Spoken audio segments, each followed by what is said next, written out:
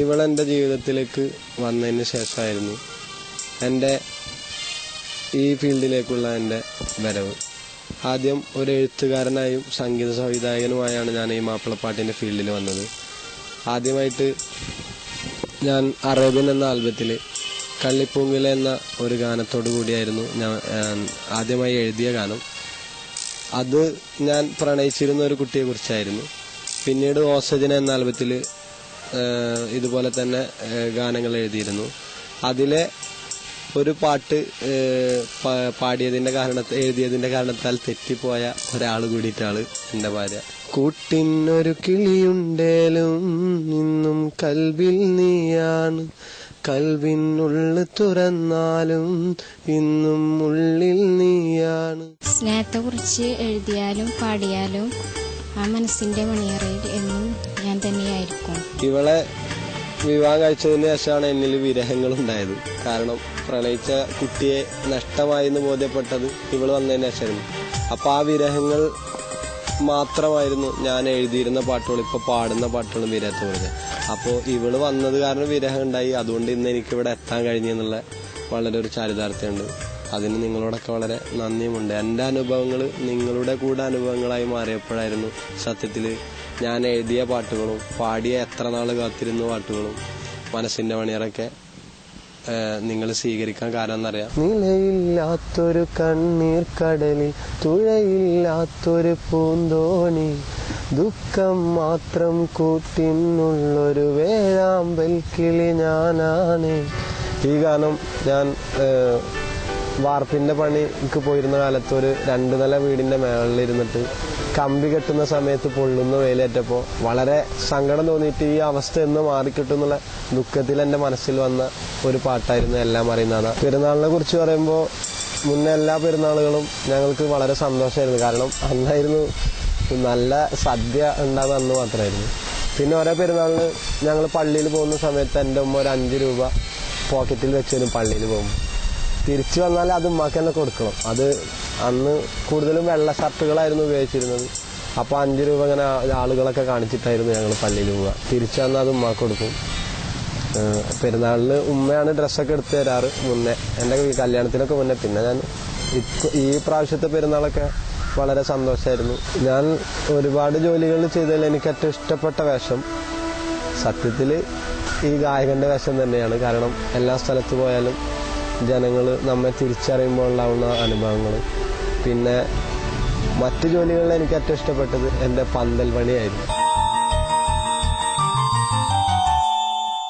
പാട്ടുകാരൻ്റെ വേഷത്തിന് ശേഷം എനിക്ക് ഏറ്റവും ഇഷ്ടപ്പെട്ട ജോലിയായ ഞാൻ പന്തൽ പണി ചെയ്തിരുന്നു ഈ സ്ഥാപനം. ഞാൻ ഈ ചെമ്പുകളെല്ലാം തലയിലേറ്റി വണ്ടിയിലേക്ക് കയറ്റുമ്പോഴും എന്നും പാടുമായിരുന്നു പാട്ടുകൾ.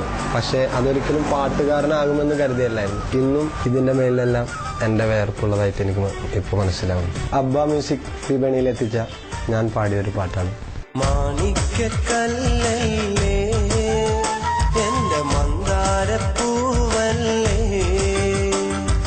മുഞ്ചുള്ള മോളല്ലേ എൻ്റെ മാനിമ്പത്തേനല്ലേ,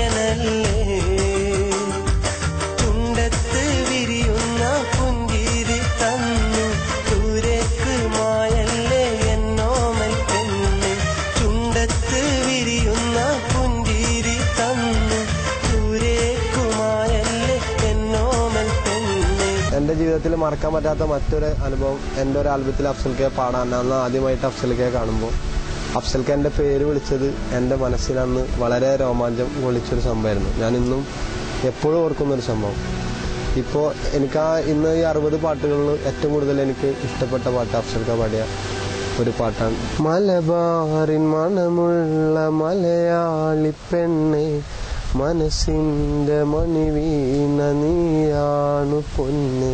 സത്യത്തിൽ ഞാൻ സംഗീതമൊന്നും പഠിച്ചിട്ടില്ല. ഒരുപാട് പാട്ടുകൾക്ക് സംഗീതം നിർവഹിച്ചെങ്കിലും എൻ്റെ പാട്ടുകളുടെ കമ്പോസിങ് ഞാൻ നടത്താറ് എൻ്റെ ബാത്റൂമിൽ വെച്ചിട്ടാണ്. കൽവിലെന്നും കാത്തു വെച്ചൊരു നിധിയാണു നീ, എന്റെ നെഞ്ചിൽ ആശ തീർത്ത പൊന്നാണു നീ, നിന്നെ തന്നെ നോക്കി നിൽക്കാൻ രസമാണടി,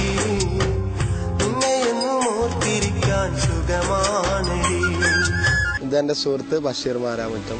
ഇദ്ദേഹമാണ് അന്ന് സെയ്ദൊക്കെയോട് എനിക്ക് വേണ്ടി ഒരു രാത്രിയിൽ റെക്കമെൻഡ് ചെയ്യുന്നത്. ഒരുപാട് സ്വപ്നങ്ങൾ കണ്ടിരുന്ന ആൾക്കാരാണ് ഞാൻ സലീമൊക്കെ. കഷ്ടപ്പാടിന്റെയും വേദനയുടെയും ഒക്കെ നടുവിൽ കിടന്നുകൊണ്ട് ഞങ്ങളിങ്ങനെ പല കാര്യങ്ങളും ഓർക്കുമായിരുന്നു. അന്നെല്ലാം സലീമ പറയും, എനിക്ക് എവിടെയെങ്കിലുമൊക്കെ എത്തണം, രക്ഷപ്പെടണം. ഇത്രയൊന്നും കാലം ഇദ്ദേഹത്തിന്റെ പാട്ടുകളൊക്കെ കേട്ട് സ്വീകരിച്ച നിങ്ങൾ ഇനിയും ഇദ്ദേഹത്തിന്റെ നല്ല പാട്ടുകൾ അംഗീകരിക്കണം, ഇദ്ദേഹത്തിനെ നല്ല ഉയരങ്ങളിൽ എത്തിക്കണം എന്ന് ഞാൻ ആത്മാർത്ഥമായിട്ട് പ്രാർത്ഥിക്കുകയാണ്.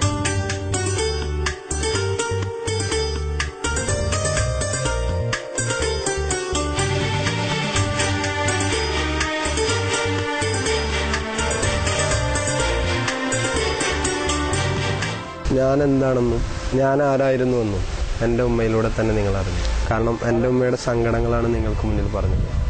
അത്രക്കും കഷ്ടപ്പെട്ട ഒരാളായിരുന്നു ഞാൻ. എൻ്റെ ഉമ്മ അടുത്ത വീട്ടുകളിൽ ജോലിക്ക് പോയായിരുന്നു ഞങ്ങൾ വളർന്നിരുന്നത്. ഒരുപാട് കഷ്ടപ്പെട്ടിട്ടുണ്ട്. ഇന്ന് ആ കഷ്ടപ്പാടുകളെല്ലാം മാറ്റിത്തന്ന അള്ളാഹുവിനെ ഞാൻ സ്തുതിക്കുന്നു. അതോടൊപ്പം തന്നെ എന്നെ ഇത്രയും വലിയ ഒരു നിലയിൽ